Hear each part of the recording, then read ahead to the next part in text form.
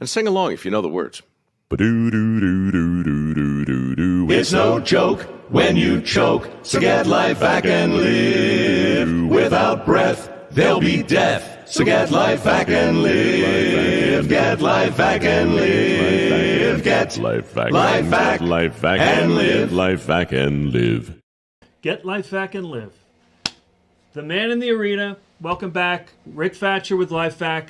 I'm joined by Tom Zagajeski, Suffolk County PD. Thank you. ESU. Thank you. Thanks for having me. 33 years. 33. 33. Okay. And you know what? I learned tonight, 2 weeks till retirement. That's it. The countdown's on. It's fantastic. Yeah.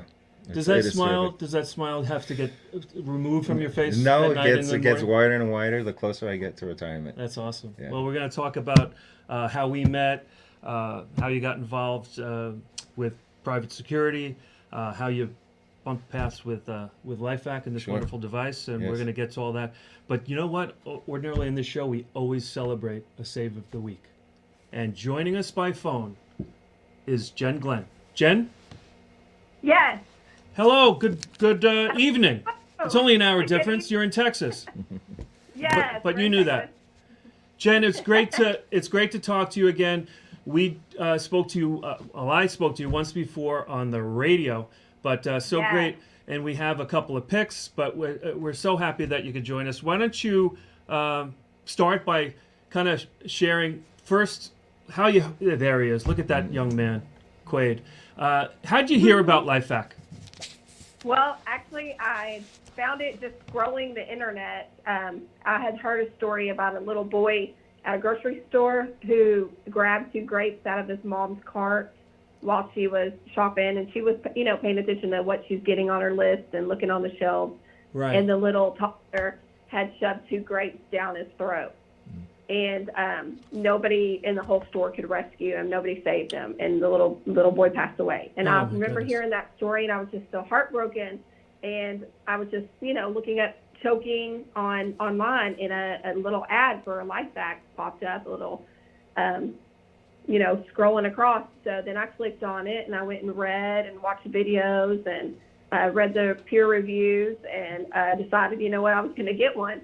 Right. And that's the only thing I knew about it. I also went on Facebook and checked out, their site there, and I thought it's a small amount of money for the purchase if I've ever needed to use it and save, one of my children or someone in my family or somebody I don't even know in public. Right. But I bought it, and 14 months later is when I had to use it.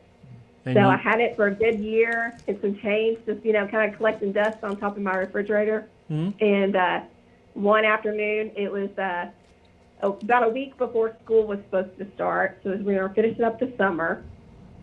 And Quaid was going to start his kindergarten year, so he was going into school.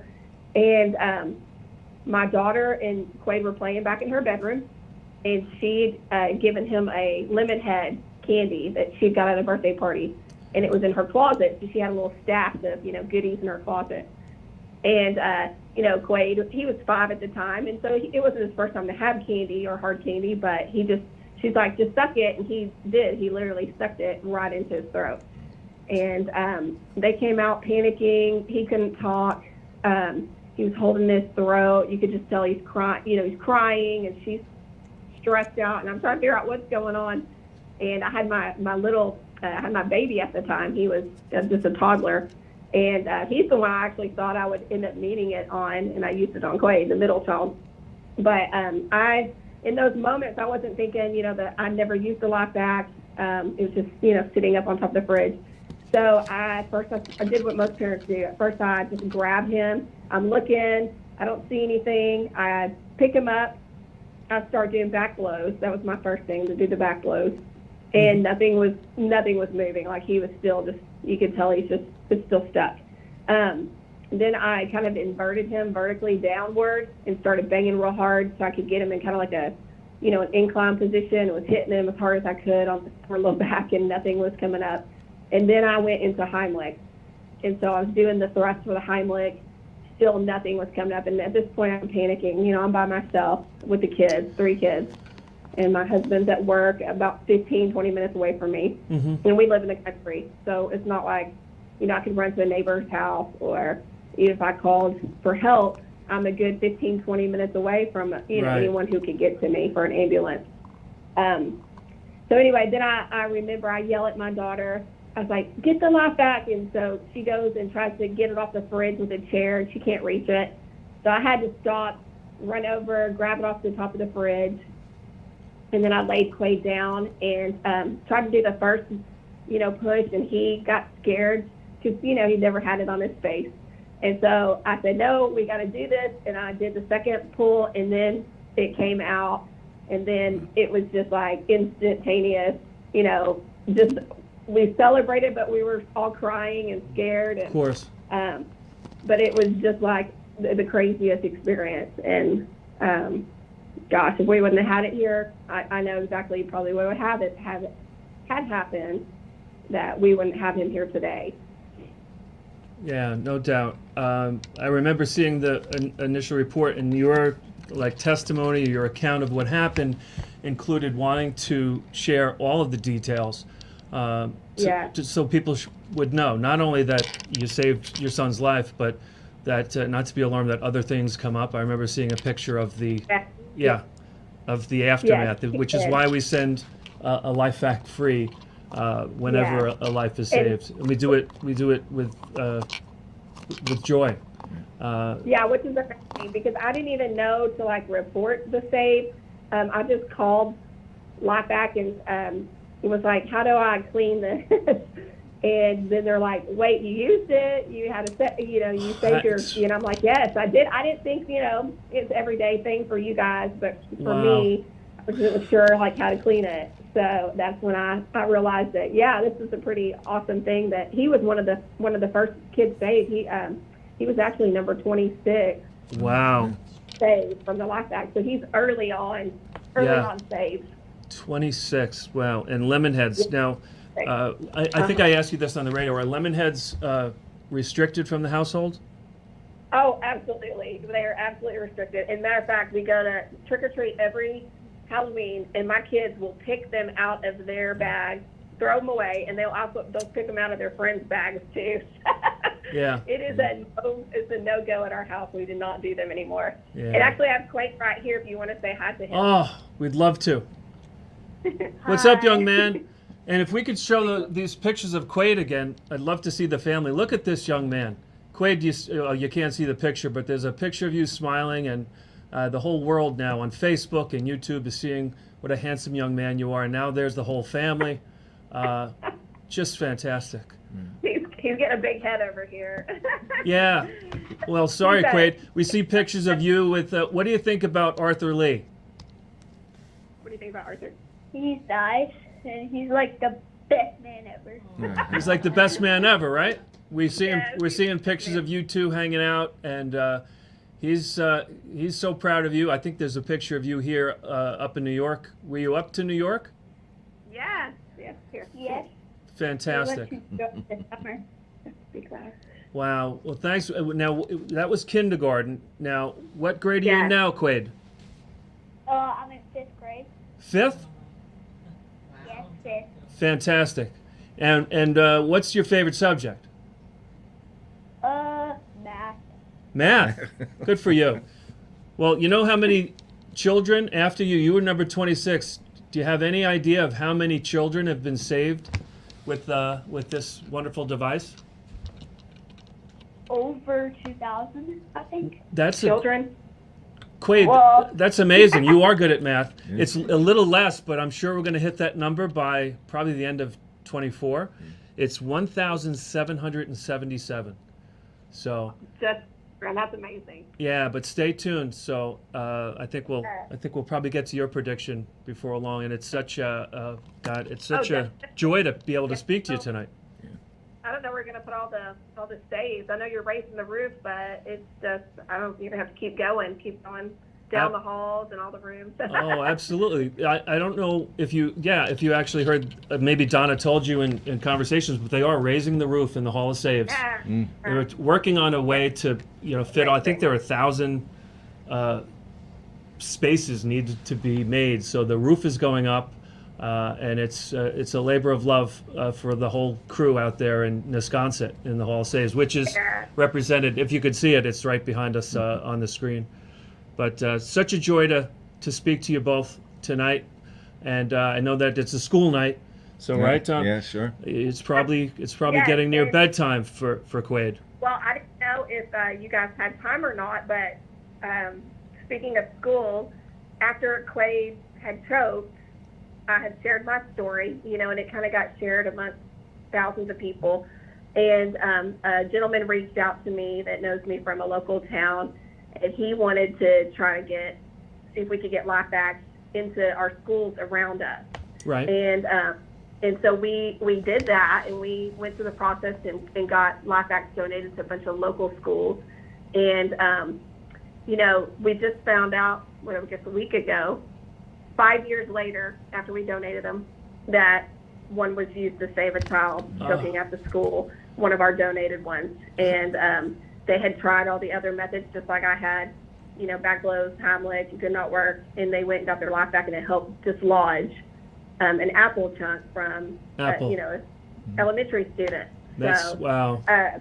Yeah, it's super cool, and I was so excited, still so excited that we were able to do that, and we were able to save a kid at school. And there's one less, horrible statistic of choking at school. Right. I mean, we always say to folks that when they share their story, they're helping save other lives, but you actually literally, with sharing not only your story but LifeVacs in the local schools, have literally saved a life, and it's about protecting too. Right, it's such a good feeling, you know. And once you view something like this on your kid, man, you want to tell everybody about it. And I did. I want to tell everybody about it. And all my friends pretty much own them. I think every one of them does. And it's just, we take them when we travel in the car, and we take them when we go on vacation. We take it when we go trick-or-treating. And anytime there's a parade and they're throwing candy, we have a LifeVac with us or near us. And I just feel like that's such an important thing for people to think that, hey, it's just not for my house. Right. But we also have a travel kit, that we make sure it's going with us. Because I know people have saved other people they don't even know in public. And so you just have this new passion, I guess, that it becomes one of those things that you want to help other people. And if there's something that works for you, you want to share it. Yeah. Well, thank you so much, Jen and Quaid, for joining us tonight. And I'm sure this is not the last time we'll chat, right? Yes. All right. Absolutely. Yes. All right. Don't mess with Texas. We won't. Right, Tom? That's a good idea. All right. We'll see you along the way. Okay. Thank you, guys. Thank you. Wow. All right, bye-bye. I remember speaking with her and seeing the pictures of the save, her son, and the aftermath of on a blanket of what comes up. Yeah. And in her description, she said, "I want, the whole story to be shared." And I know if Arthur was here, Leanne, right? He'd say, "This is heroic." Not only what she did, but willing to share and wanting to share and knowing that she's going to impact other lives. I want to jump in. Yeah. And just let her know, she defaulted to almost training she didn't have. She was doing everything that she thought was right, and she was doing a good job. And then to have the wherewithal to reach for LifeVac and use that she really deserves a lot of credit for that. Yeah. We've had trained Marines, firefighters, when it's their own child. Yeah. I was gonna ask Jen if she had any training, because it sounded like she had some sort of CPR or advanced life-saving or basic life-saving training. Yeah. But I'm actually calling. Oh, you're still here? Yes, I was going to ask. I might as well then just go ahead and ask. Jen, did you have training? Yes, I was a school teacher for 11 years, and so we had to have CPR and just general EMS training every year. And my dad was a CPR instructor. So he actually came to our school and taught, some of our teachers in a class too. So I was definitely certified, and have been through training multiple times. Yep. Yes. And did you know? I'm sorry, Jen. Did you know in the No. training, or did you find out later that those, standard, I could say standard protocols, back blows, abdominal thrusts, just don't always work statistically? Well, yeah, you actually, you don't really, nobody ever really told me that, that there's a huge failure rate. Mm-hmm. And until, you get in there and you're like, oh my gosh, this is not working. So that's why I'm like, wow, if I hadn't had that, could have been much my different. boy would be, he wouldn't be almost 11 years old now. So it's pretty, I can't sing its praises enough, honestly. Yeah. But yes, we were all trained and still Right. did not work. Yeah, Did and we not stand come behind trying that. Even Transparent Gumby stands behind standard protocols. Arthur in representation, and Right. LifeVac Bear. Try standard protocols. When it doesn't work, you better have the LifeVac around. Yeah. Okay. Yeah. So for the second attempt, to thank you and say goodnight to Jen. Thank you so much again, and give Quaid a big hug from the LifeVac family, and one for yourself. He's headed to bed now for school. Yeah. Right. All right. We'll talk to you soon. All right, Yeah, there it is. The round of applause. thank you. Wow. All right. Tom, great, Yes, sir. great conversation Yeah. with a great lady from Texas. That's the wonderful thing about this format is us able to connect. We go from Texas, of course, Northport, Right. and we also have Sally Kreuscher from Lee Health calling in or connecting from South Florida. Sally Kreuscher of Lee Health. There she is. Hi, how are we doing? We're doing well. How are you? Good. Thanks for hanging with us in that beautiful setting. No one's going to be playing the piano tonight, though, right? Not tonight. Yeah. So Sally, we became aware of your story through I think it was a Facebook or LinkedIn post about your organization, Lee Health, in South Florida through Golisano Children's Hospital, like making a commitment to health in the community. And among those initiatives that you rolled out was LifeVac to how many schools? So for Lee County, we had 110 schools. In another county, we donated 12, and in another county, we donated 4. So in 3 counties in Florida, there are LifeVacs in every school, elementary and middle school. It's so great. No, number one, that you did it, and was there any pushback from the schools? Not at all. Actually, one of the school systems, the largest school system, is the one that reached out to us and said, we have parents who are asking to donate this device. We want to get it either. Is something that maybe you partner with us and work together to make that no child to school. Yeah, and what are some of the other initiatives within this? I mean, it caught my eye, of course, the LifeVacs, but there's other great things that Lee Health is doing in the local schools for the children. So we actually for school district provide soft EpiPens. So when the child goes into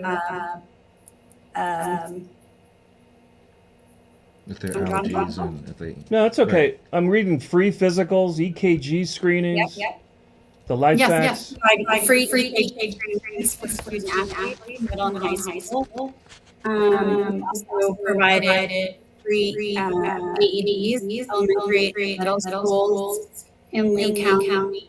All high schools have it per the Florida High School Athletic Association. So we actually have them do AED drills, and so that's part of like a fire drill, how to respond in case of an emergency. Yeah, you just don't see. It's just caught my eye because you just don't see major health organizations doing this type of community work ordinarily. I mean, it struck me as amazing because there's so much of the negative stories that we hear about HMOs or healthcare organizations, but this is so great. And I want to show, this is from your website. I don't know if you can see it, but award-winning care, and I can understand why. If you dig a little deeper into their website, leehealth.org, they have a foundation which does such great, tremendous things like Little Red Wagon Fund and neonatal intensive care. The camera's in the way of the other units, but I just poking around the website. It just seems like you guys are doing, and you're the director of community affairs. You're just doing such tremendous work in South Florida. Thank you. Appreciate that. Yeah. We're really passionate about preventing people from coming into the hospital by any means, them at home, providing world-class care. Yeah, yeah. And how long have you been? And what relationship between the Children's Hospital and Lee Health? Is it an ownership? So Lee Health is the organization. Galsano is the umbrella. Lee Health is the umbrella organization. Galsano. Galsano is a regional children's hospital. So. And how many hospitals? I ask because we have a behemoth known as Northwell, which is the largest employer on Long Island, which is crazy. But there's hospitals and private practices. Is Lee Health encompass a couple of counties? Does it have multiple hospitals?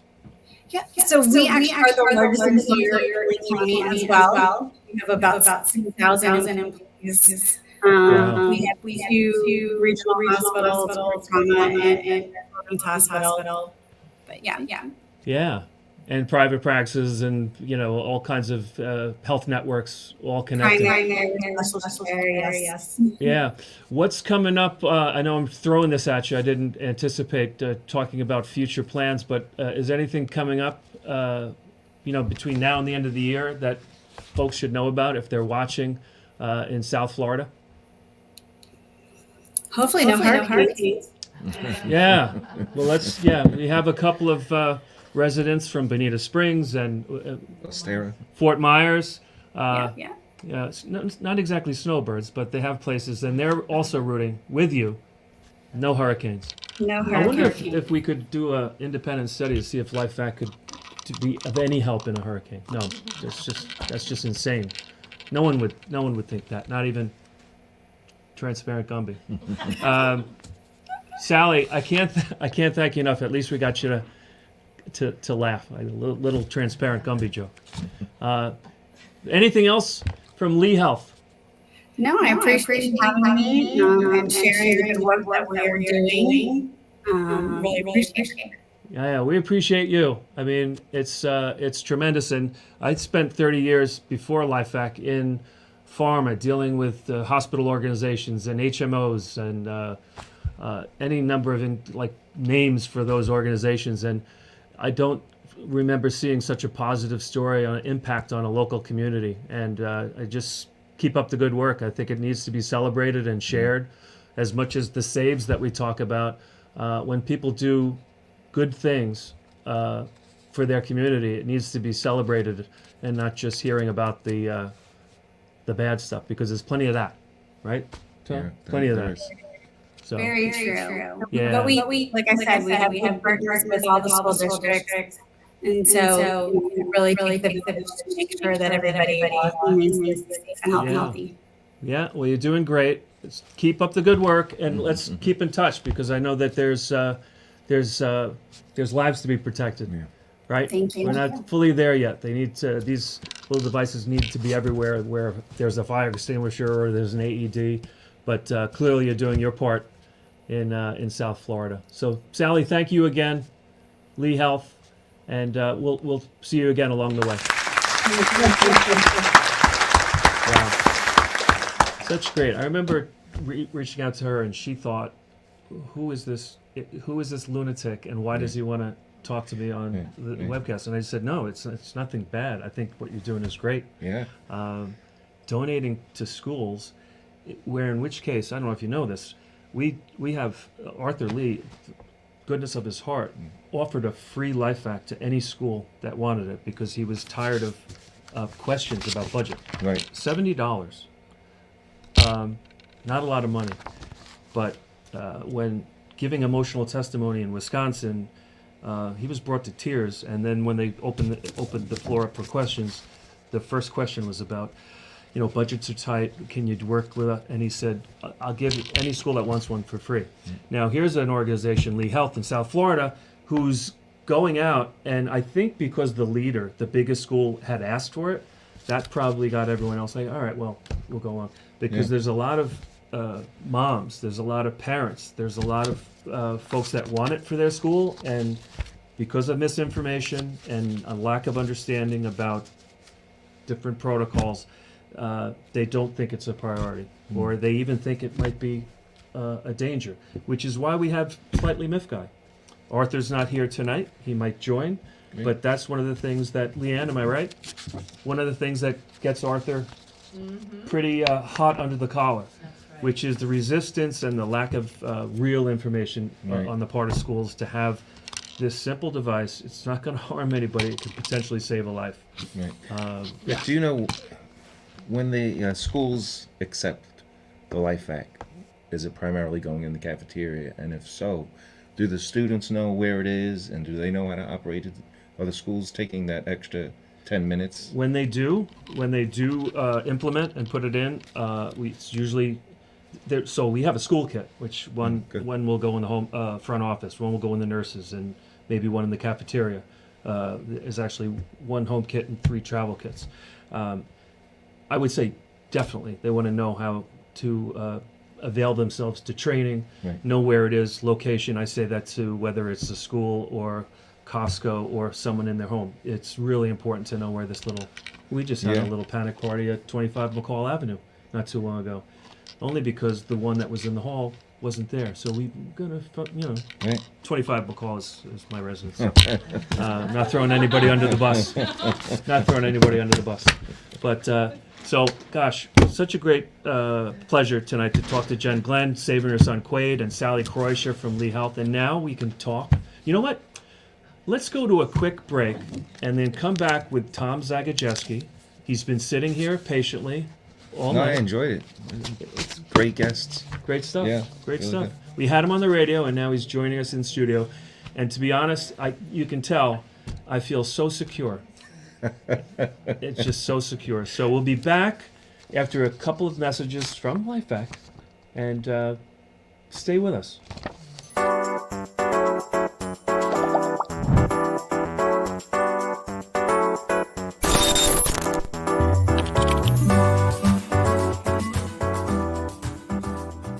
I was in the living room when I heard my son Carter, who was 2 at the time.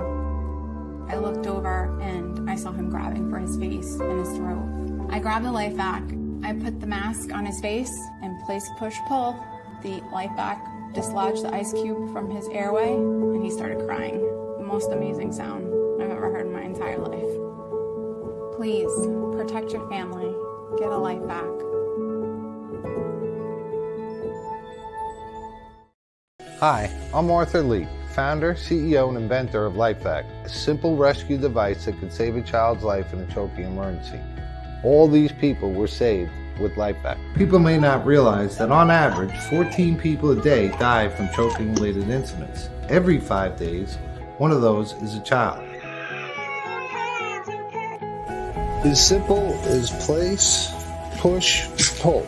To learn more, please visit lifevac.net. Any comments? Hey, we're back. As I scream out, any comments? So that's just the magic of live webcasts.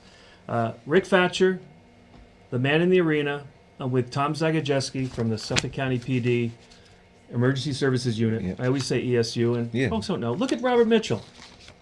Robert Mitchell saying, my daughter is pushing for the LifeVac around. I can't read the rest of it because she lost her son, my grandson, on Owen Hockenberry. Oh, Mr. Mitchell, I so appreciate you sharing. Please give us an opportunity to talk offline.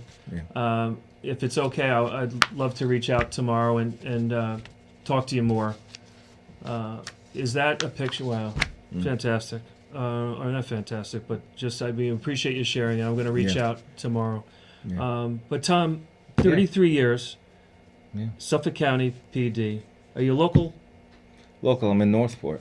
But born, raised? So I grew up in Hicksville. Close to you. The Comets. The Comet. Yeah. Right? And then I went into the police academy when I was 21 years old. Wow. And then at 22, I got out and I went right into Suffolk County, right into the mean streets. Wow. Yeah. And where were you first based? So I worked in 3 different precincts, 4 different bureaus, a special operations bureau. I started in the 4th precinct. Was an instructor at the police academy. I worked all over the place. Eventually I made my way to ESU, which is where I always wanted to be. I thought I was going to go there as a police officer, and then I got promoted. I had taken a bunch of Lieutenant. to sergeant. So I had taken a bunch of promotional exams, and I never did well on them. Right. I took one more just to take it because I figured I'd probably fail it anyway. Was it multiple choice? It's multiple guess. Multiple guess. Yes, Yeah. multiple We guess. used to have match me ups and fill me ins and all that stuff. So when I thought I was going to finally get there, I got a call saying, "Hey, congratulations, you're getting promoted." And it was kind of bittersweet. So I took the promotion, but I still ended up going to ESU as a sergeant. And I worked there for a bunch of years, got promoted out of there, went back to the street, and then there was an opening for the lieutenant spot, which is the commanding officer spot. So I went back there, and I've been there for the last 5.5 years. Wow. Yeah. And the smile, ladies and gentlemen, you notice the smile. I have to ask, because we've met like within the last 6 months. Yeah. Was it always there? Because it's a tough job. It's a tough job. So when I got on, and I'll tell you my first story. So I'm 22 years old. I graduate from the academy. I go to the 6th precinct, and I'm doing field training with an experienced officer.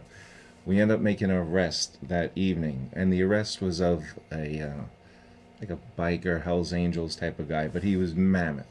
He was 6'6", 300 pounds, big beard, just blowing fire and smoke, and I thought he had horns coming out Randall of his head. Tex Cobb, right? Yeah. The baddest guy, and I'm brand new, never exposed to this before. So the senior officer puts him in the back seat with me, because that's the protocol. And now I'm next to this lunatic, right? And I have my head forward. And I'm like, please, don't even look at me. Don't talk right? to me. So he starts yelling and screaming and banging his head and the whole thing. So the senior officer. Is there any partition? No, there's no partition. No partition. So the senior officer back then could take care of the guy in the back if he needed to. Right. And he helped me out. We end up taking him to the precinct. Mm-hmm. Now he's going to get processed with paperwork and everything like that. We bring him into the precinct and we handcuff him to a table. And the table has, it's like an eye hook and the cuffs are on it. And there's a bunch of spots where you put the prisoner down. And the officer sits on the other side of the table. So we bring him in and he's kicking and screaming the whole time, get him handcuffed. Within about 15 minutes, he starts to stand up. And he's clenching his fist, and he's a big guy, and he's about to pull out of these cuffs. Now, I looked around. Originally, when we brought him in, the room was full. Right. There's nobody in the room now except me and him, right? And he's standing up like this, and I'm like, oh boy, I'm not sure what's going to happen here. Please hold. Please hold. The lieutenant, old-time Vietnam guy, he's seen everything. He comes to the door, and he looks at me, and he goes, son, if he breaks out of those cuffs, I want you to kill him. And I said, whoa, I'm not sure what I got myself into, but eventually the other cops, So he was just joking, but the other how cops long came have you in. been on? 33 years. No. How long at that point? Was that It was early on? my first day. Oh my goodness. Wow. That was my first day. 6 Wow. months in the academy, and day one, that was my Did you have any welcome. thoughts of maybe this isn't for me? No, so I went home and I told my parents at the time, because I was still actually living with them at Right, the time. right. My father is retired from the city. My whole family are city cops. So they understood?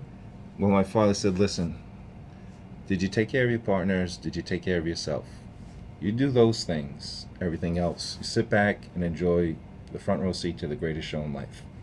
Take care of yourself and your partner. You'll be fine. So Great that was advice. it, and that was the start. So it worked out. Yeah, it worked out well. Yeah. What was some of the through the 33 years of heroic I can't even imagine. If that's the first day, what else was there in between? Like, what were some of the more memorable, maybe cases or incidents that... as I'm retiring or getting closer to retirement, people have been asking me that question. And I tell them, my memory has gotten so bad. I need somebody to actually jolt me and say, do you remember when we did this? And I go, yes, I remember it. But I think after I retire and have time to decompress, probably Right. these things will come back. But some of the greatest things that a police officer can do is helping other people. And when I got on the job, I liked getting my hands on bad guys, taking them off the street, making it safe. But when I was able to help kids, adults, elderly, because they couldn't help themselves, for whatever reason, that made my day. It really does. And that's how a lot of cops are. No, and it's not reported enough or talked about enough. Right. You know, Arthur sees it when he went out to El Monte, California, and the officers that saved this young boy's life were more like they said that's what would impact Yes. them more. They're Yes. used to the shootings and the arrests and the bad stuff. But if they were to see a child not make it, Right. and flip that to they saved his life with a LifeVac, Right. and then 2 days later the young man was putting the medals on not only the officers that were there but the dispatcher and the that's whole nice. team. Yeah, it's Right. just a great thing, and it shows the humanity that I think a certain portion of our country doesn't appreciate. Yeah. It's just there's a lot of craziness out there, but that's one of them. You know, unfortunately, that is the case. But there's more good people than there are those other people, and those are the ones that actually get the news. Yes, that's for why whatever we're trying. reason, right? Yeah, but, I mean, because for you to if do it bleeds, this it is leads. terrific. Yeah, we're trying to be a beacon of hope, or like one of the good guys. I think John Krasinski from The Office was trying to do an online thing of good news. So we're just trying to draw inspiration and share people doing good things in the community. Thank you. If there's some pictures that we have, a couple of pictures of what you've been doing, because not only do you work, well, I think you're within Suffolk County PD's, you're still on staff Yes. for the next 2 Yes. weeks. Yeah. But when you do these security events for J.D. Vance and for former President Donald Trump, Right. that's got to be, just a kick. Yeah, it's great. So we embed with the Secret Service counter assault team. When the Secret Service comes to town and they have President Trump, Vance, Waltz, Harris, it doesn't matter who it is. Exactly. When the Secret Service needs help, they'll defer to the local police, which is us. And then the tactical teams embed with their counter assault tactical people. So we get to see everything up close in person. And I got to say, the guys that we deal with, and it doesn't matter who the protectee is, Right. those Secret Service guys are terrific. Really, really squared away guys. It's a pleasure to work with them. Right. Yeah. Right. So when we had you on the radio, the first Butler, PA incident happened, and now just yesterday, another incident. What was your take on both? So the guys that I work with, squared away guys, it's an upper management problem. Mm-hmm. It's an upper management planning problem. I learned something with the Secret Service is that's a difficult job, and they don't retain their personnel for as long as other people do. If you're a new person in the Secret Service, you're probably going to be in a suit, and you may be stuck on an outer perimeter post for hours in the blazing sun. There's nothing really fun about doing that job. It takes a long time to move up, to get closer. But they can't retain their personnel. There's a great turnover, and they go to different agencies. They might go to the FBI or something another government You spot. think that's something they should look at? Yeah, I don't know how you make that job, more enticing. Are people burnt out, and that's they why get they burnt leave? out fast. And that's why they leave. And That's part of the reason. That's from the information I have from speaking to the guys directly right. on the ground. The decisions that have been made with these last two assassination attempts are unbelievable. And there's more information that'll come out. This one yesterday, it's incredible. I know for sure that probably any basic tactical team would have that area covered. Line of sight. That's pretty simple. That's just like basic. Why wouldn't you have a dog sweep the perimeter or walk around it for 11 hours or whatever the amount of time was that was unattended, that the subject was in the woods with a high-power rifle? Right. It doesn't make sense. Yeah. And you don't think it's an acceptable encouragement for to stay off the golf course? That's what I heard. Maybe he should stay off the golf. It's got to kind of live his life, right? Yeah, I mean, it was something. I can't believe that it happened again. I don't know, when does it stop? One of the thoughts I always had was, we have these high-skilled military guys, right? You're a Navy SEAL, you're a SEAL Team 6, you're an Army Ranger. At some point, maybe when you're getting to the end of your career, maybe that's the point where, hey, how would you like to be on the president's detail or the vice president's or something where it matters? Mm-hmm. You know, I'm not taking away what they did. I mean, now let's have some skilled people around him, skilled decision makers who have done this for a living. You know, I think that would help a lot. Absolutely. And you're going to have some time to contribute, because you're not going away. No. 2 weeks. Yes. Yeah. 2 weeks this man is retiring from Suffolk County PD. And you think private security? It's always it's up an to you. option. You know, I always say I'm going to start with a blank slate. And when God puts his hand on my shoulder and pushes me in that direction, that's where I'll go. You might be the man in the arena. It could be.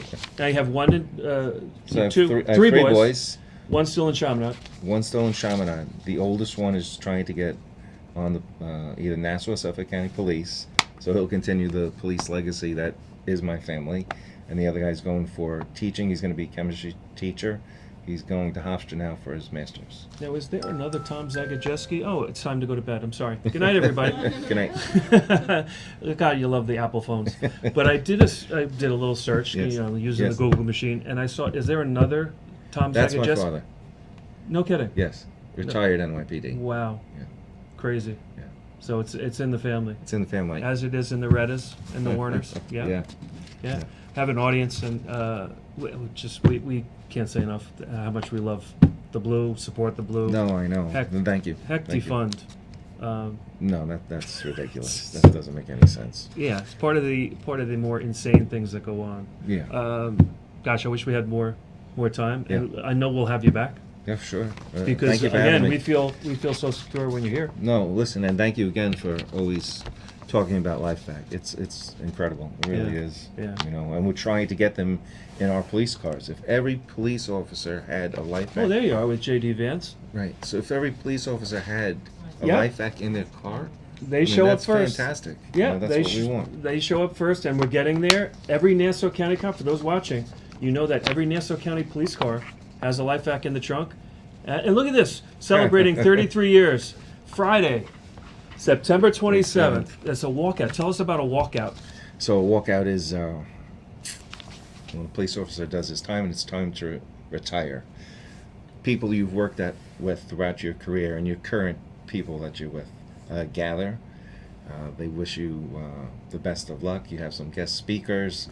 And then everybody lines up. They give you a nice salute. You might do a flyover with a helicopter. It's a pretty big deal, and it's an unbelievable way to end your career. Absolutely. What a send-off. Yeah.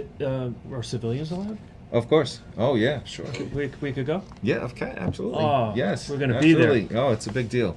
We'll be there. You know. Put that up one more time. Can folks watching? Is it for the public? For you, it is. Oh, free. All right. So Yeah, no, it's fine. Yeah. And then we go to As long Flanagan's. as they're police supporters. Oh, Yes. Yeah, for God's We're not sakes. going to have any protests please. at my walkout. Yeah, no protests, for God's sakes. Tom, such a great time No, spending. thank you know, again for having me. I appreciate that. We appreciate you. So, yeah, big round of applause for Tom. Thanks. Coming off 33-year career, 2 weeks to go. You did it mostly with a smile. Oh, yeah, always. Fantastic. Yep. There's a lot of love. Are you doing Thank Are you doing the Tunnel to Towers 5K with us? I'd like to. I haven't signed up, but You want to be on Team LifeVac One Nation? I'd love to do that. All right, we're going to talk more What about other this team after would I we wanna walk. be? Yeah. Yeah, what other team Yeah. would you want to be on? I'm sure Right. there's plenty of opportunities for it, but we'll talk more. Yes. So we always have a contest, and we'll get right to it. If you're able to put into the comments, we'll do this real quick. The total number of lives saved, that we're going to have a graphic. Thank you, Donna Yaisley, for providing this number. It changes. Gosh, in 2016, there were 4 lives saved. And we're closing in on 3,000. That's not the number. But if you want to put a guess in, we'll wait. 10, 9, 8. This device saved this many lives. I'll give you a hint. It's over 2,800. All right. Oh, my goodness gracious. Gabriella Fatscher. What a smart young lady. That's close. I wonder what her. Oh, Steve Brock. Hey, Steve Brock's a weekly viewer. Nice. Pretty close. Pretty close. 2965. Hey, Robert Mitchell. Thanks for chiming in. I think we're going to give some kind of gift because I don't think anyone's got it. But we appreciate you watching. We appreciate you liking and sharing. But Bobby, if we're ready for the big reveal. So as of September 16th, look at this. 1777 children. We talked about early 2830 lives saved. Oh yeah. Leanne, you tell us from offset. How exciting is it? You were there from the beginning. Yeah. It's crazy. Yeah, it is. It is. They come in all day long, all night long. Artie goes, oh, Yeah. Middle of, hey, another one. Hey, another just saved a life in Brazil. Yeah, it's crazy. I was at. We were going to show pictures, but we've run out of time from my stay last week at Las Vegas EMS World, and there it is. So many great people stopping by. There's a new mom who wanted to protect. She was another exhibitor. Wanted to guys from across the country, EMS. Many who have brought it back. This was a guy right there who's saved his son at 7 years old. Now he bought this to protect that young man's grandson, or his grandson, but his son. And they were the wonderful people from McKesson who we were partnering with down there at EMS World at Las Vegas, and Marie, who was helping us out there, and these fellas all gearing up and excited to protect their precincts, their departments, their communities with LifeVac. Go to the lifevac.net. If you're thinking about getting one, don't be silly and take a shot in the dark. Don't try to, get the best deal on it. If you find it for $29 on Amazon, it's not a LifeVac. Yeah. So we have a lot of problems with there it is, lifevac.net. A lot of problems with knockoffs, as always. Yeah. It's not the sincerest form of flattery. It's just silly. Mm-hmm. It's just silly. Right, Tom? Agreed. Can't wait for put a bow on this, put a ribbon on this show. Next week, we're going to have another great show on the man in the arena.